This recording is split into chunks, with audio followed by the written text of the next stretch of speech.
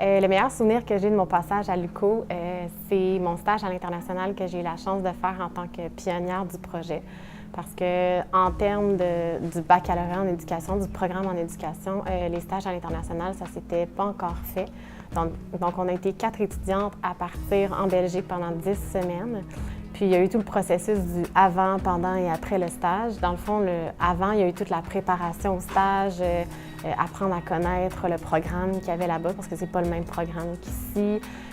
Apprendre à se connaître les 4, parce que dans le fond, on était 2 du pavillon ici, l'UQO, Alexandre-Taché, puis 2 du pavillon Saint-Jérôme. Donc, d'apprendre à se connaître plus personnellement, les filles, pour cohabiter ensemble pendant 10 semaines.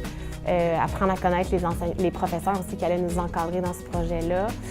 Puis, tous les documents administratifs qu'on avait à remplir, donc la préparation a été très importante, puis ça nous permettait de passer vraiment du temps ici à l'UQO à apprendre à se connaître. Puis ensuite, pendant le stage, bien, c'est sûr qu'en allant à l'international, on a rencontré beaucoup de gens. Puis même encore aujourd'hui, j'ai encore des contacts avec ces gens-là, personnels et professionnels. Puis justement, au printemps dernier, j'ai accueilli une stagiaire belge dans ma classe. Après l'UQO, mon parcours professionnel, dans le fond, j'ai fait mes 4 ans d'université. Puis ensuite, je suis sortie sur le marché du travail. Puis j'ai obtenu mon poste en enseignement en septembre suivant, dans le fond, en septembre 2013. Puis j'ai commencé à enseigner au préscolaire. Puis là, depuis ce temps-là, j'entame ma sixième année en tant qu'enseignante au préscolaire à la Commission scolaire des portages de l'Outaouais.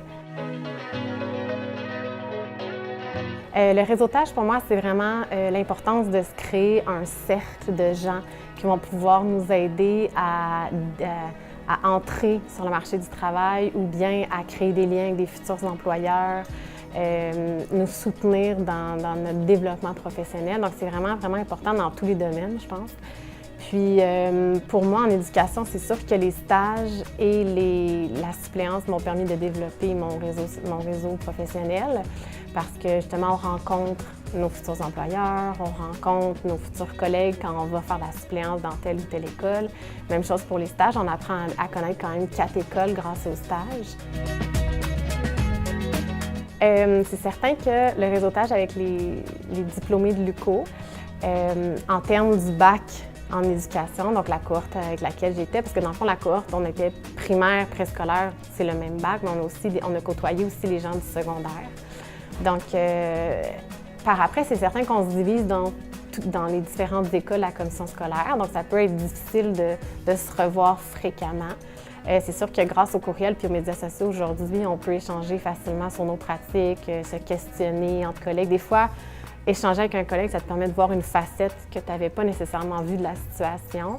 C'est certain que je n'ai pas nécessairement gardé contact avec tous les étudiants de la cohorte avec laquelle j'ai gradué, mais il y a certaines personnes avec qui j'ai gardé contact, puis on communique ensemble, on se revoit dans les formations, on se revoit dans les congrès. Puis c'est toujours intéressant d'échanger avec eux sur leur quotidien, dans leur classe, dans leur école. Il y a des milieux qui sont différents, les milieux éloignés, tout ça. Donc, de garder ça, puis ça permet, dans le fond, d'enrichir notre pratique parce qu'on se questionne à plusieurs plutôt que d'être toute seule à te questionner sur ta pratique. Un conseil pour les étudiants à l'UQO, premièrement, je leur dirais de s'impliquer le plus possible, que ce soit dans les associations qu'il y a ici, de vraiment vivre l'expérience universitaire. Puis aussi, mon autre conseil, ce serait de vraiment saisir chaque opportunité justement de se faire connaître par les futurs employeurs, par les collègues avec qui ils pourraient travailler un jour. Je pense que ça, c'est vraiment important de saisir chaque opportunité qui se présente à nous.